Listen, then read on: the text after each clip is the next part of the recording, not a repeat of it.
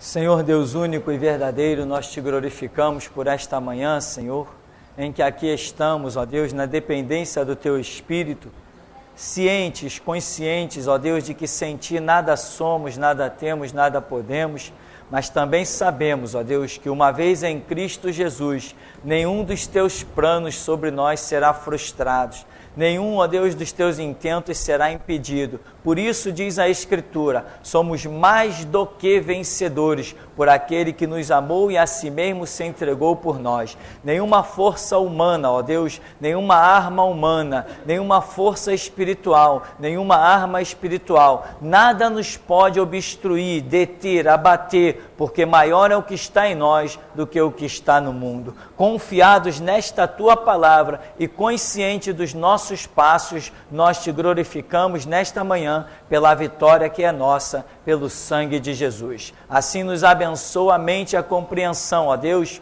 nos aguça as armas, Senhor, para que os Teus propósitos nas nossas vidas e através de nós sejam cumpridos em nome de Jesus. Amém. Amém, irmãos. Nós vamos seguindo no nosso esquema. Eu queria só, antes de dar oportunidade, para caso haja alguma pergunta, na aula passada teve uma pergunta e depois eu estava ouvindo o seminário e um detalhe que eu pulei de alguém que perguntava, né, lá do outro lado do mundo, sobre a questão de sair do corpo. E no meio da pergunta, de imediato eu não analisei que pudesse estar sendo interpretado desta maneira que eu vou mencionar agora. Mas no meio da pergunta, parecia que o fato de se ver sair do corpo também era algo mal, maligno, né? Existem essas experiências de sair do corpo, que são das mais variadas formas, é uma coisa muito complexa. Conheço vários depoimentos de pessoas que eram feiticeiros, bruxos ou espiritualistas, a quem o diabo permitia essa experiência, tinha esse tratar com a pessoa. Por exemplo, todos nós falamos língua estranha? Não. Todos nós sentimos a autoridade específica para expulsar os demônios? Não. Todos nós temos o chamado para ministrar de trás de um púlpito? Não. O nosso Deus chama cada um para aquilo que lhe apraz. A Escritura mostra claramente essa separação quando diz que Deus não nos dá, além do que podemos resistir. Deus não nos dá um fardo, além do que podemos resistir. Deus não nos dá uma missão. Então, Ele é que sabe que tipo de missão Ele tratou no nosso psicológico. Então, nem todos temos as mesmas experiências. Assim também o diabo não separa todo mundo para uma obra só. Por isso existe a macumba, a quimbanda, a umbanda, o espiritismo kardecista, o espiritismo científico.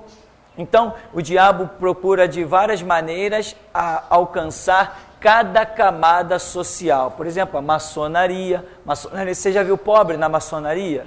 Não. Você já viu deficiente na maçonaria? Só se ele for trilionário, né? Então, são maneiras do diabo agir. Então, essa experiência de sair do corpo, sim, o diabo proporciona isso, sim. Tem pessoas que já contaram as mais incríveis histórias depois de terem se convertido, coisas que muitas vezes outros sequer acreditam, mas é uma realidade. Agora, nós, cristãos, também temos vários casos de experiências de sair do corpo. Não é simplesmente um arrebatamento, né? Não, eu já vivi uma experiência de uma espécie de arrebatamento, não sei que nome se dá aquilo no mundo espiritual, nem nunca me foi revelado um nome, em que eu me via em situação totalmente alheia, fora do corpo, longe daquilo que eu pudesse dominar ou enxergar. Uma coisa impressionante. Eu conheci uma mulher, esposa de um pastor, em que ela tinha um ministério de arrebatamento. E ela, certa vez, descreveu, sem nunca ter pisado em Jerusalém, descreveu cada detalhe das ruas de Jerusalém, onde ela era conduzida por um anjo. Era um arrebatamento, um ministério. Constantemente no culto, ela tinha essa espécie de arrebatamento e ela contava coisas realmente incríveis, sem nunca ter ido em determinado lugar. E uma vez tinha lá um pastor que tinha ido a Jerusalém, conhecia muito bem, inclusive um pastor que é historiador. Ele tem vários livros escritos de geografia bíblica, geografia da Terra Santa, tem vários volumes, é um historiador, faz constantes viagens a Israel, então inclusive visitou o túmulo onde Jesus foi posto, e esta mulher, uma vez num arrebatamento, ele não acreditava, e vendo aquela cena, ficou em dúvida. Deus revelou ao pastor da igreja que ele estava em dúvida, que ele não acreditava, e disse: você não acredita? Até então é normal, ninguém é obrigado a acreditar nessas coisas tão mirabolantes, nós precisamos de experiências. Aí o pastor falou assim: então faz para ela a pergunta que você quiser fazer. Ele falou assim: então ela está em Jerusalém? Está. Em que rua ela está? Aí ela: não sei, mas eu estou vendo isso, estou vendo aquilo outro. Eu disse: então você está na rua tal. Como é que é essa rua? Aí ela ia descrevendo cada detalhe, ele dizia: o que tem do lado esquerdo? E do lado direito? Ele conhecia, ele é historiador, ele é professor de geografia das terras bíblicas. Aí dizia assim: agora o anjo está me levando a um lugar afastado da cidade. Olha, o anjo está me mostrando uma caverna. E para passar nessa caverna, tem que baixar a cabeça. Aí o anjo está me dizendo que eu estou dentro do túmulo aonde Jesus foi sepultado. Aí ele diz assim: você está dentro do túmulo onde Jesus está sepultado? Então quando entra por esse túmulo, olha para o lado esquerdo, tem alguma coisa escrita. E ela dizia assim, ela no arrebatamento dizia: tem alguma coisa escrita, mas eu não sei ler o que está escrito ali. Mas o anjo falou que vai me revelar.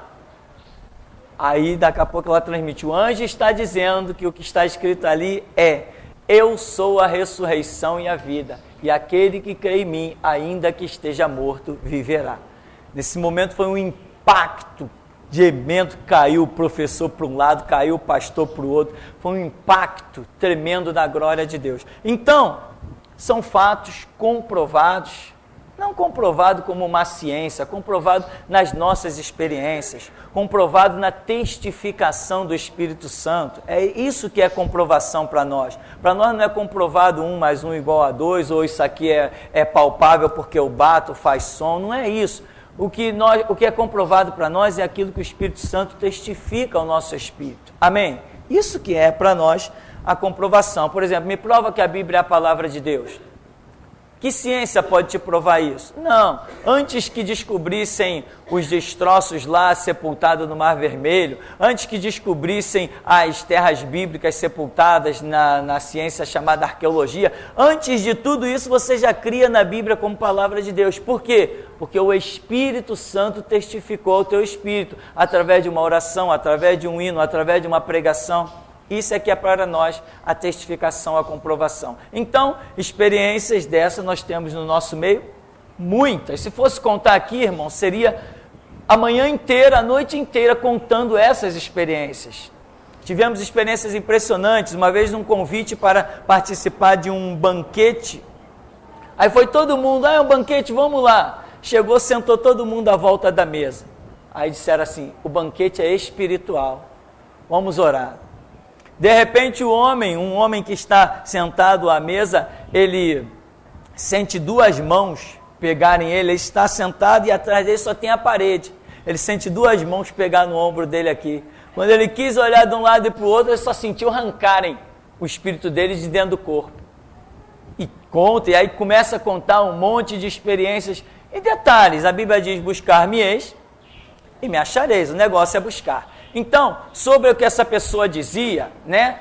Sair do corpo. E dizia: por que Deus permite isso? Porque ela misturava aqui nessa questão de sair do corpo, misturava algumas coisas que são malignas. Ela descreve a presença do mal que ela sentia, a opressão, presença do diabo, essas coisas todas. Então, veja bem, sair do corpo é uma experiência que é, por Deus, permitida a nós cristãos, permitida no momento em que Ele quer tratar conosco daquela maneira. Você não sai do seu corpo na hora que você quiser. Tem gente aqui que nunca teve essa experiência e nunca vai ter.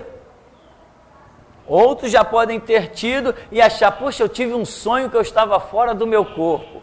Às vezes esse sonho não foi simplesmente um sonho. Já teve gente aqui no ministério que me contou, pastor, eu tive um sonho. E eu olhava, eu ia até a minha sala, eu via isso, isso e isso. Eu fui ao quarto, eu vi isso, isso e isso. Eu fui à coisa... Na verdade não foi um sonho, realmente saiu do corpo, mas a coisa é assim tão tênue, ela é tão suave, ela é tão minuciosa, que você imagina apenas que é um sonho. Quando eu tive a minha experiência de sair do corpo, se eu não tivesse aonde eu estava, no meio de uma reunião com cerca de 20 pessoas, se eu não estivesse naquele lugar, se tivesse sido algo que se tivesse dado à noite, eu também acharia que foi apenas um sonho. É exatamente igual a um sonho, mas é uma experiência que Deus nos fornece. Então, irmão, a experiência de se ver fora do corpo é também, além de o diabo realizar isso com os seus servos, eu imagino que ele esteja fazendo uma imitação do que Deus faz com os seus servos. Porque tudo que o diabo faz, nada mais é do que uma imitação dos projetos de Deus. Porque o diabo não tem o poder criacionista. Nós, cristãos, temos mais capacidade de criação do que o próprio diabo. Porque o diabo foi criado com uma missão específica, com uma posição específica. Nós fomos criados à imagem e semelhança de Deus. E já vimos que essa imagem e semelhança não é física. Ela é com as características da personalidade. Ou seja, assim como Deus é criador, nós, sendo a semelhança de Deus, temos o poder de criar. Não criamos como Deus cria, do nada, haja, não. Mas podemos pegar a matéria que Deus criou e transformar em geladeira, fogão, ar-condicionado, computador, prédios, residências, teleféricos, rádios, transmissores. Nós temos um poder criacionista. Eu te digo uma coisa, manda o diabo criar uma lâmpada. Se o infeliz quiser a luz, tem que pedir a mim para criar uma lâmpada, porque ele não tem. Então, meu irmão, nós, a nível de criação, somos infinitamente superiores ao diabo. Por quê? Porque o diabo não tem capacidade de criar nada. Aí vem uns dizer, a televisão é do diabo. Não, não é. O homem criou e deu para o diabo. O computador é do diabo? Não, nada disso. A internet é do diabo? Nada disso. Isso tudo são potencial de criação que nós temos e se nós usarmos para a glória de Deus, Deus será glorificado. Se nós usarmos para a exaltação do diabo, o diabo será exaltado. Tudo que temos em mãos, se usarmos para edificarmos vidas, vidas serão edificadas. Se usarmos para destruir vidas, vidas serão destruídas. Então não é a questão de o diabo ser dono de nada. Ele apenas é um imitador, tá bom? É isso que ele faz. Criar, ele não cria, ele imita. Ah, pastor, o diabo criou a prostituição. É mesmo? Qual mulher ele criou para se prostituir? O diabo não cria nada. Ah, o diabo criou o homossexualismo. É mesmo? Qual homem ele criou para virar um homossexual? O homossexualismo, a prostituição, é que o ser humano aceita. Eu conheci uma história muito perto de nós, de um homem que estava caminhando no candomblé. Você sabe que candomblé é a principal doutrina para perverter essa área sexual. E este homem começou a se envolver com um pai de santo que era homossexual, porque é difícil você achar um pai de santo do candomblé que não seja homossexual, eu diria impossível. E ele começou a tratar com esse homossexual pai de santo, fazer a cabeça, deitar, roncó, aquelas coisas todas, água de abô, porque ele ia ficar mais forte, que ele ia ter o corpo fechado e tal. E de repente esse homem começou a ter uma reação. Quando ele via uma mulher passar na frente dele, ele sentia raiva e a vontade era bater na mulher. Vinha esse sentimento nele. E quando ele via um homem passar na frente dele, ele ficava todo arrepiado e sentia um impulso de ir atrás do homem. E ele foi reclamar com o pai de santo dele, homossexual, e perguntou: o que você está fazendo aí? Com uma certa experiência que ele tinha, o que você está fazendo aí? Está acontecendo essas reações comigo. Aí o pai de santo homossexual começou a rir da cara dele. Começou a gargalhar da cara dele, porque já era um trabalho que estava fazendo com as invocações satânicas para levar essa situação. Este homem, porém, não aceitou. Falou: não aceito esse negócio. Inclusive já não estava nem dormindo mais com a sua esposa, dormia no chão. Mas de repente se reagiu e disse: não vou aceitar esse negócio. Abandonou aquele pai de santo e foi para outro. Resultado, até hoje, pelo que se sabe, não é um homossexual. Conheço a pessoa de vista ainda, constantemente, não tem nenhuma reação homossexual. Por quê? Porque resistiu, não aceitou aquilo ali. Então, uma pessoa se prostitui, o diabo age, atua, mas as pessoas cedem. Uma pessoa quando é homossexual é porque cedeu. Lembra, eu sempre conto a experiência do Zé Arigó, aquele que arrancava catarata com canivete, que arrancava caroço com canivete, o homem era um assombro, operando. Eu sempre conto a história, está no livro Nos Bastidores do Espírito, nós devemos ter esse livro aí, em que conta que os demônios se aproximaram do homem, do que seria o médium, e queriam que ele permitisse ser usado para operações miraculosas, maravilhosas, extraordinárias. Enquanto ele lutou, e ele lutou um bom tempo, ele disse não, as operações que o diabo tinha com ele não conseguiram se realizar, embora o diabo possuía de tal maneira que ele tomava 5, 6 caixas de cerveja como se não tivesse tomado nenhum copo. Disputava nos bares quem ia tomar mais cerveja, disputava com um monte de gente, ele sempre ganhava. Os outros caíam para o lado e ele bebia 5, 6 caixas de cerveja em 3, 4, 5 horas. Qual ser humano, qual organismo suporta isso? Nenhum. Numa cerveja parece que tem cerca de 4% de álcool. Imagina se alguém vai resistir 5, 6 caixas de cerveja. Então, o demônio o possuía de tal maneira que uma vez ele acordou no parapeito do 3º andar do prédio onde ele morava.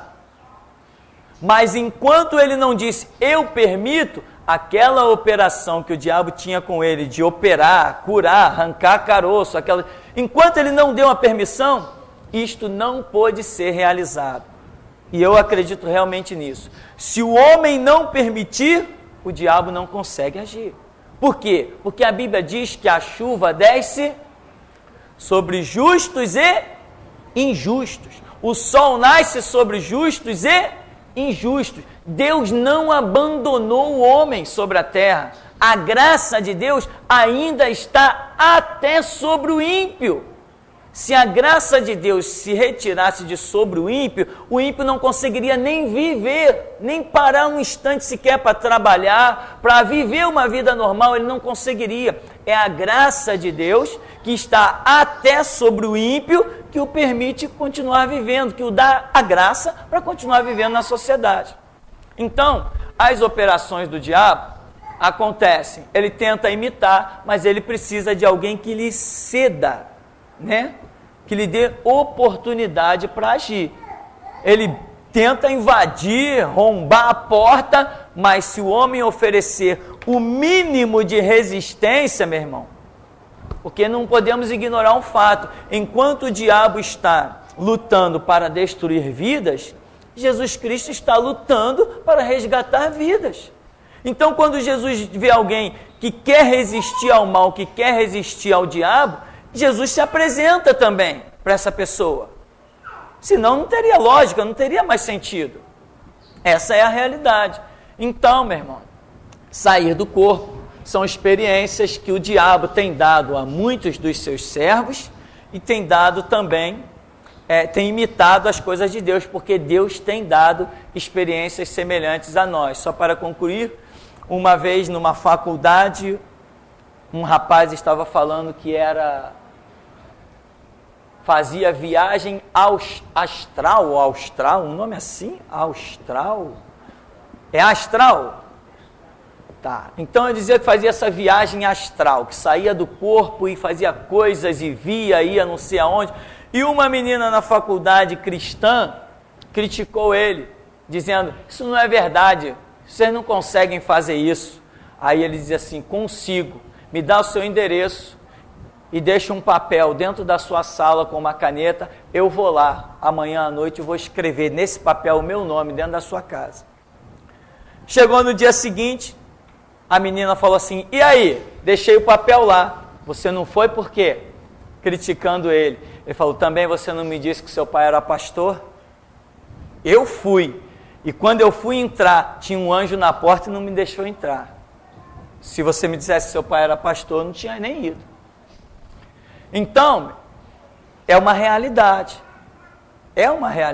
tremenda.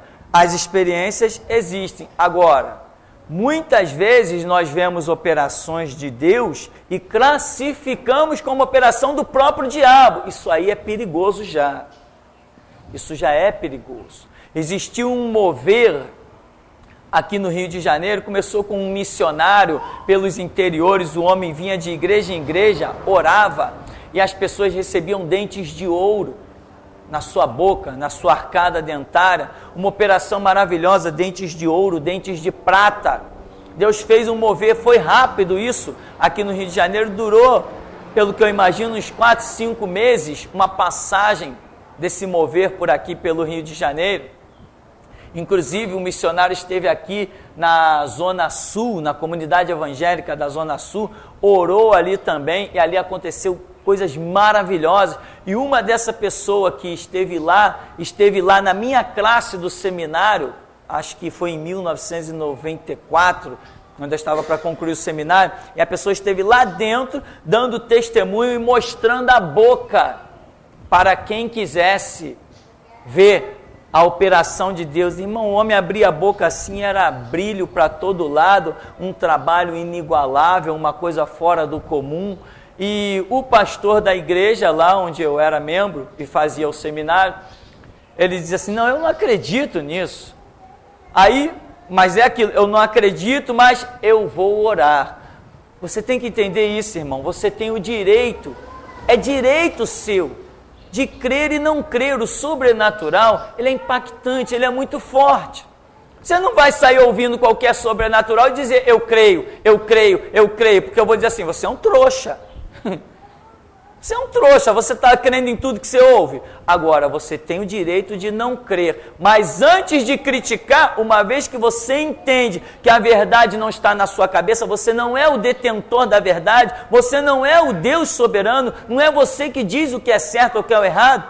O certo e errado está acima de você, você precisa conhecer a verdade, ela não nasce dentro de você, ela vem por conhecimento, por revelação, por entendimento. Então o que acontece? Esse pastor disse, eu não creio, mas eu vou orar. E depois ele contou como foi a oração dele. Ele disse para Deus o seguinte, Deus, se esse negócio de dente de ouro é verdade e vem do Senhor, eu quero que isso aconteça com uma pessoa íntima minha, que eu sei que não vai mentir para mim, uma pessoa que eu reconheça como serva tua, e aí eu vou crer que isso é um projeto do Senhor. No dia seguinte, vem uma pessoa que convivia dentro da casa dele, mas convivia mesmo, como uma filha. Ele disse assim, pastor, fui olhar de manhã no espelho, olha o que aconteceu. Quando abriu a boca, lá estava um dente de ouro na boca da mulher. Ele falou, agora eu creio. Chegou na igreja, irmão, eu creio e vou orar para Deus nos dar essa bênção também. Orou, todo dia que ele orava, era 4, 5 pessoas recebendo dente de ouro dentro da igreja. Aí começam os grandes experts em teologia. Mas por quê? Mas para quê? Mas com qual objetivo? Com qual propósito? Não aceitam as operações de Deus, querem tudo explicação. Queria eu receber aí uma arcada dentária toda nova, toda de ourinho. Teve um irmão na igreja, ainda lembro do nome desse irmão, a gente chamava de irmão Nascimento, que ele era almirante da Marinha, cheio da grana, a esposa trabalhava, parece, na Petrobras, família rica pelos empregos que tinham. E a esposa dele recebeu um monte de dente de ouro e de prata. Era uma das profetas da igreja. E ele olhou aquele trabalho e ele levou a esposa num dentista, eu já contei isso, né? Num dentista para avaliar aquele trabalho, que ele queria dar o dízimo daquele trabalho. Ele queria que o dentista dissesse quanto custava aquele trabalho, para ele dar o dízimo daquele trabalho. Quer dizer, um pensamento até errado, mas dentro da inocência dele, louvável. Errado, mas dentro da inocência, louvável. Então, chegou lá, sentou na cadeira do dentista. Doutor, eu queria que o senhor avaliasse esse trabalho aí. Quando o médico começou lá a avaliar, olhou daqui, olhou dali, falou assim, ó, não tem como avaliar esse trabalho aí não. Mas como não tem como avaliar? Eu nunca vi ninguém trabalhar com ouro desse tipo. Ninguém nunca trabalhou com ouro desse tipo. Não tem como trabalhar com ouro desse tipo. É um ouro puro. Como que alguém trabalha com ouro desse? O ouro tem que ter mistura. Esse ouro não tem mistura. Como que alguém vai avaliar um trabalho desse? Outra coisa, o acabamento que tem nisso aqui, eu nunca vi ninguém conseguir fazer. Não dá para avaliar um trabalho desse. Você entende? Foi lá num dentista ímpio, que não sabia nada da história, e o homem deu essa resposta. Esse ouro é puro. Como que alguém consegue trabalhar com ouro puro? Porque para trabalhar com ouro, tem que misturar estanho, cobre, né? Para poder trabalhar com ouro. E o homem falou, esse ouro é puro, não dá para trabalhar com ouro desse. Como que alguém conseguiu fazer um trabalho desse? E como que com ouro puro se conseguiu fazer um acabamento desse? Não dá para avaliar. Então, resultado. Voltou para a igreja e ficou quietinho no lugar dele, né? Ou seja, nós podemos concluir, a graça e a misericórdia de Deus, você não tem como pagar, né, irmão? Não tem como pagar, tem que aceitar a graça de Deus. Então, meu irmão, operações transcendentais existem e o perigo é as pessoas olharem para as situações e dizer, é do diabo. Lembra de uma expressão um mover que existe, ainda existe em alguns lugares, imagino que ainda existe, porque era tantos lugares, o chamado cair no poder. Quando orava por alguém, o poder de Deus vinha sobre esse alguém, a gente dizia cair no poder, né?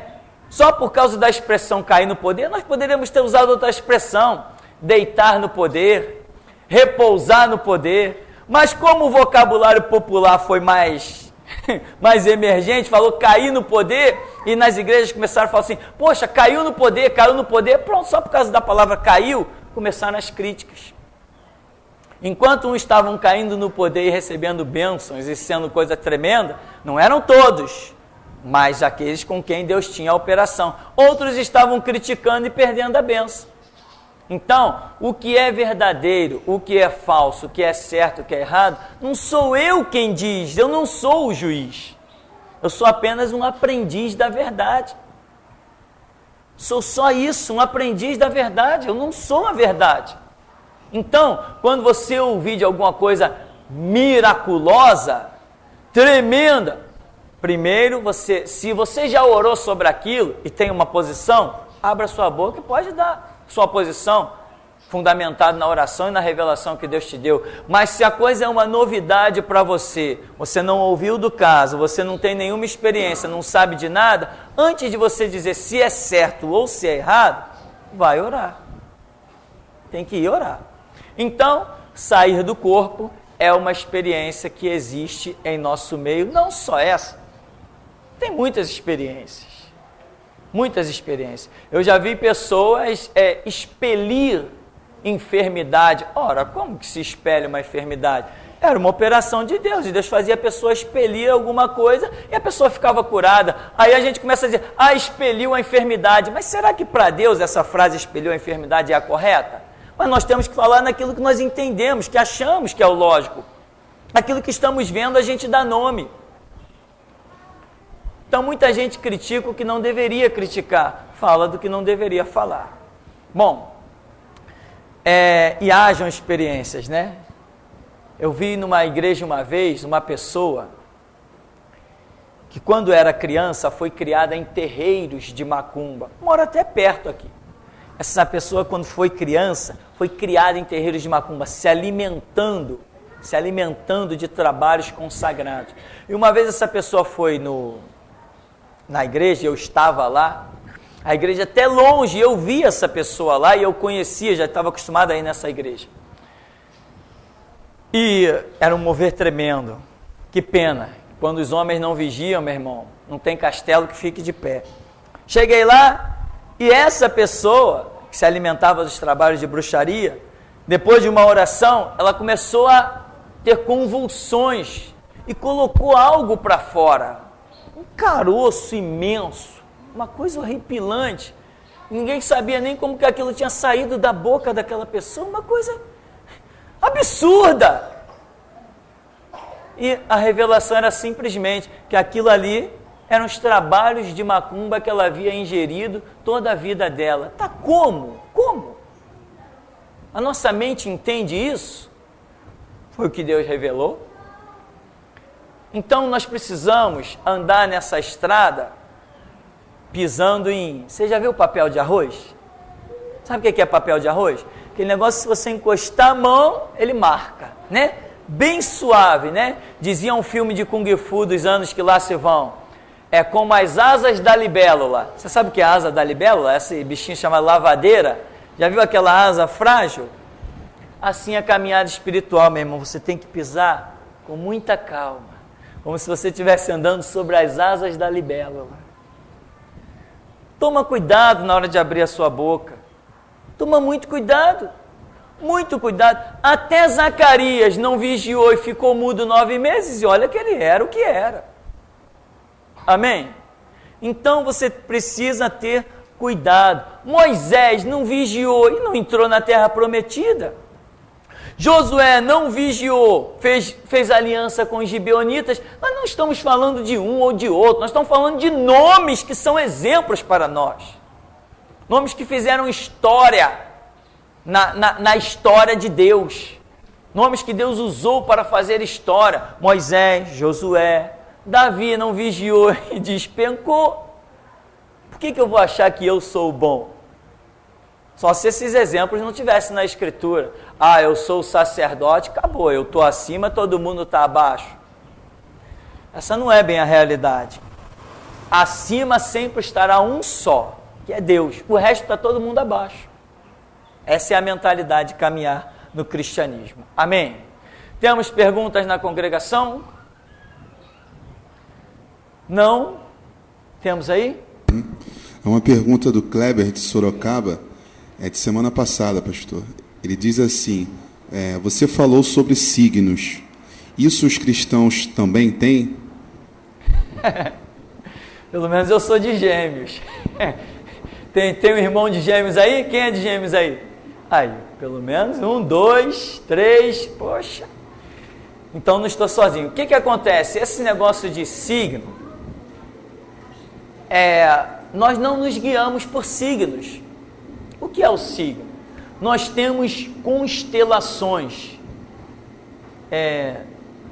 Diminui um pouquinho esse volume aí. Do seu microfone. Nós temos constelações. Nós temos, como é que começa a primeira? Áries, né? Áries, Touro, Gêmeos, Câncer, Leão, Virgem, o que mais? Sagitário, Libra, Sagitário, Capricórnio, Escorpião, Peixes, Aquário, parece que Peixes é o último, né? São 12, não é isso? Acho que é isso aí. Então, vocês estão entendendo, hein? Da coisa, hein? Vocês estão por dentro. Então, já consultou o teu signo hoje? Ó, em cada momento que um ser humano nasce, o universo está de forma diferente. Nunca o universo está igual. A cada segundo, o universo está numa posição diferente. Deixa eu dizer uma coisa, segura na cadeira para você não cair. Nós habitamos num lugar onde estão os planetas, né? Mercúrio, Vênus, Terra, Marte, Júpiter, enfim, um monte de planetas. Aonde estão esses planetas também tem um sistema chamado Via Láctea, onde estão estrelas, cometas, tudo a nível celestial que você imaginar está dentro dessa faixa chamada Via Láctea. Trilhões e trilhões e trilhões de estrelas, e tem mais, milhões e milhões que foram descobertas, vamos assim dizer, de sistemas solares. Esse sistema solar que nós habitamos, na galáxia aonde nós estamos, existem milhões de sistemas solares iguais ao nosso, porém sem vida detectada. Eu acho que isso aí é para mostrar a palavra que diz que os céus manifestam a glória de Deus e o firmamento anuncia as obras das suas mãos. O que Deus criou é grandioso demais. Quando o homem olha para isso, tem que admitir que um ser ilimitado criou todas essas coisas. Então, essa galáxia, esse sistema que nós não conseguimos detectar nem o seu princípio e nem o seu fim, esse sistema está a mais de 100 km por segundo. Você que dirige sabe que são 100 km por hora, né? Agora, eu vou botar aqui mais um bocadinho de zero para você. 100 mil. O que são 100 mil quilômetros por segundo? A cada segundo percorrer 100 mil quilômetros. A velocidade da luz qual é? 1.300 metros por segundo. 300 mil? A velocidade da luz, 300 mil metros por segundo, é isso? É mais ou menos isso? A luz do sol para chegar até a Terra, 8 minutos? Caramba, rápido não? Ainda compra um foguete desse. Olha, ou seja, nós estamos falando de coisa muito veloz, muito veloz. Para você ter uma ideia, se você estiver lá no Pão de Açúcar, ou melhor, lá está o Pão de Açúcar. Se à noite acender uma lâmpada lá, quando acende a lâmpada, a gente já sente o brilho dela. Se o refletor que for lá, colocar lá no Pão de Açúcar, for muito forte, capaz da luz chegar aqui, vai acender lá em pouquíssimos instantes, a luz vai estar batendo aqui. Então imagina, mais de 100 mil quilômetros por segundo, coisas assim. Este é o movimento que nós estamos exatamente agora. Nós não estamos parados no universo. Não tem nada no universo que esteja parado. Tudo está em movimento. A Terra gira em torno do seu próprio eixo e ao mesmo tempo ela vai se deslocando assim, ó. O Sol se desloca também. Não sei se gira em torno do seu próprio eixo. Gira? Tudo que você imaginar no universo está em movimento. Que coisa tremenda, que capacidade criacionista de Deus. Então, quando os cientistas descobriram estas constelações, ele deu nome a elas. Cá entre nós tem uma que parece mesmo um camarada num cavalo jogando uma flecha, né? Tem outra que parece realmente um aquário. As estrelas vão se formando de forma que parece realmente um aquário. O outro parece peixe mesmo, um peixe para cá, outro peixe para lá. E a Bíblia diz lá em Gênesis que quando Deus criou os luminares, eles seriam para sinais.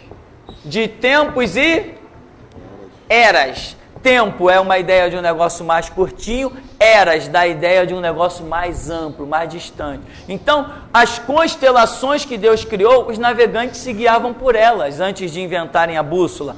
Essas coisas são para sinais de tempos e eras. Então, hoje nós temos o nosso signo porque nascemos sob determinada constelação. Era naquele momento em que estava em evidência a constelação de Gêmeos que eu nasci. Foi no momento em que estava em evidência a constelação de Libra que alguém nasceu. Então, nós temos um signo? Temos. Esse signo determina o quê? Que naquela época que eu nasci, em evidência estava determinada a constelação. Existe alguma influência daquilo na minha vida? Eu sei uma coisa, que quando eu nasci, ali tinha um propósito de Deus. Se Deus quis escrever esse propósito através da constelação que estaria em evidência, Ele o fez, mas Ele não me revelou. Agora, se eu nasci sob aquela constelação, eu posso acreditar que existia um propósito de Deus exato naquilo? Posso acreditar. Posso provar? Não, não posso provar. Vou me guiar pela consulta dos signos? Não, a menos que ela estivesse na Bíblia, porque a nossa regra de fé e prática é a Bíblia. Então eu não posso guiar, não vou ouvir o rádio. O que diz o meu signo hoje? O meu signo hoje está dizendo que eu tenho que me vestir de azul. Então hoje eu só saio de casa de azul. Não, o meu signo hoje está dizendo que eu não devo confiar em ninguém. Então eu vou desconfiar da minha própria sombra. O meu signo hoje está dizendo que eu tenho que tomar cuidado com o que eu devo comer. Então hoje eu não vou almoçar. Aí começa a paranoia. O que não tem nada a ver com a realidade. O que se diz nos signos, no rádio, televisão, é só mentira. Não vou nem dizer satânico. Eu acho que o diabo não está nem aí para isso. Mas é satânico. Teve uma mulher que se tornou famosa, uma tal de Zora Ionara. Rapaz, mas como o pessoal, na hora dos signos com Zora Ionara, parava tudo. Todo mundo ia ouvir. Em resultado, sabe como que a mulher fazia o signo? Tinha um monte de papelzinho cortado lá, com um monte de coisa escrita dentro de uma gaveta. Vamos agora a previsão para o signo de Gêmeos. Mete a mão dentro da gaveta, previsão para Gêmeos, brá, brá, brá, brá, brá. Agora vamos à previsão para Libra. Mete a mão na gaveta, o que vier, brá, brá, brá, brá, brá. E era assim, centenas, milhares de papeizinhos cortados dentro de uma gaveta. Não é possível, através das estrelas, determinar o dia de ninguém. Através das estrelas, determinar o futuro de ninguém. Não, se existe isso aí, de alguma maneira, só Deus. Agora, uma coisa eu sei, que o rei Ezequias, recebeu um decreto: arruma a tua cama, porque certamente morrerás. Virou a cara para a parede, chorou, buscou a face do Senhor, e a sua história foi mudada. Ou seja, eu não acredito em karma, eu não acredito em destino, eu acredito na fé que eu tenho em um Deus vivo e poderoso que muda qualquer história. Então, temos signo? Claro que temos signo. Que dia você nasceu? A hora que você disser o dia que você nasceu e o ano que você nasceu, vão dizer, você é de signo tal. Você tem um signo, mas ele significa alguma coisa na sua vida? O meu, para mim, não significa nada, porque Deus não me revelou nada sobre ele. Qual é o teu signo? Sou de Gêmeos.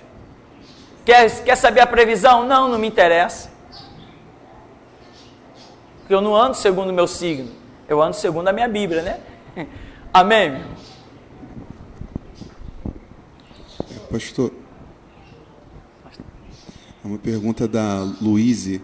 Ela diz assim: pastor, eu queria saber por que João Batista usava como veste pelo de camelo, já que veste é símbolo de mover espiritual e para os judeus o camelo era o maior animal impuro. Em que se pode comparar as blusas de denúncia hoje usadas pelo Senhor e pelos demais irmãos? Pois ao usar uma dessas blusas, somos desprezados por outras pessoas de outros ministérios. Veja bem, a questão de João Batista eu acho que revela muito uma simplicidade. É isso que eu vejo muito em João Batista, a maneira como ele está vivendo numa caverna. Ele tem ali a chance de viver. Ele é filho de um sacerdote, ele é filho de Zacarias. Ele poderia simplesmente seguir o curso. Ele poderia o quê? Usufruir do sacerdócio, porque era ordem que filho de sacerdote seria sacerdote, e ele é filho único de Zacarias. Ele poderia estar lá na sinagoga desfrutando da sombra e da água fresca, mas a Bíblia diz que sendo Anás e Caifás sumos sacerdotes, a palavra veio a João Batista no deserto, ou seja, ali tem muita história na vida de João Batista, demonstrando que o sistema estava errado. Se ele continua no sistema, ele também continuaria errado.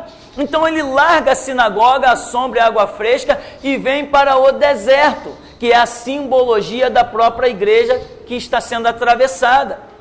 Então João Batista, as vestes dele não são, tanto que Jesus vem e diz o quê? Que vieste ver no deserto? Que fostes ver? Uma cana agitada pelo vento? Alguém ricamente vestido? Os que se vestem ricamente estão nos palácios. O que vocês foram ver no deserto? Um profeta? Ah, sim, eu vos digo, muito mais que um profeta, porque dos nascidos de mulher não tem ninguém maior que João Batista. Ou seja, a figura de João Batista, ela contraria todo um sistema tradicional. Ela contraria toda uma questão de observância. Por exemplo, o que se via em João Batista não era nada que se pudesse dizer aquilo ali é um grande homem de Deus. Pelo menos não pela liderança de Israel. A liderança de Israel jamais olharia para João Batista e diria, ali está um grande homem de Deus. Porque os seus conceitos estavam pervertidos, eles não tinham mais a visão da simplicidade, da humildade, de uma alimentação simples, eles só queriam viver regaladamente, luxuosamente. A figura de João Batista é exatamente o contrário de todo um sistema. E hoje as nossas camisas mostram aquilo que ninguém mais tem coragem para mostrar. Eu saio com a minha camisa no meio da rua e as pessoas esbugalham o olho. Né? Alguns não resistem. É você que é o pastor Tupirani? Sou eu mesmo. Ah, tá, legal, porque tá lá, Polinter, estive lá. Quem tem honra de dizer que foi preso? Ah, porque eu reconheço que o sistema é podre, então eu reconheço que a minha prisão é uma glória para a minha vida. Se o sistema fosse justo, então eu estaria em pecado. Mas como o sistema é podre, a minha vida é limpa. Por isso eu não me associo com o sistema. Por isso, Bíblia sim, Constituição não. Quem tem coragem de usar uma camisa dessa? Só quem tem realmente o Espírito Santo. Porque quem não tem o Espírito Santo não veste uma camisa dessa de jeito nenhum. Não vai achar essa autoridade. Porque todo mundo que veste uma camisa dessa é questionado. Outro dia eu soube aí de uma criança que estava com uma camisa e foram questionar a criança. E quando foram entrevistar a criança, viram que as respostas daquela criança não são respostas de criança, são respostas de servo de um Deus vivo. É muito diferente. Para isso nós estamos trabalhando. Então nós estamos deixando um exemplo que hoje ele é muito light. Essas camisas hoje é o primeiro passo de uma história que vem pela frente. O que Deus vai nos orientar um dia aí pela frente, nós ainda não temos ideia. Então, as vestes de João Batista tem uma série de significados, tá? E as nossas vestes também têm uma série de significados. Quantos estão percebendo a nossa coragem e valentia? Poucos, mas muitos vão lamentar quando disserem assim, quando os fatos acontecerem e disserem assim, poxa, aqueles malucos tinham razão. Aí vai ser tarde. Quando alguém que dizer assim, João Batista tinha razão, já era tarde mesmo. O mover tinha passado, os passos espirituais já tinham se antecipado. E Jesus não fica de braços cruzados esperando ninguém.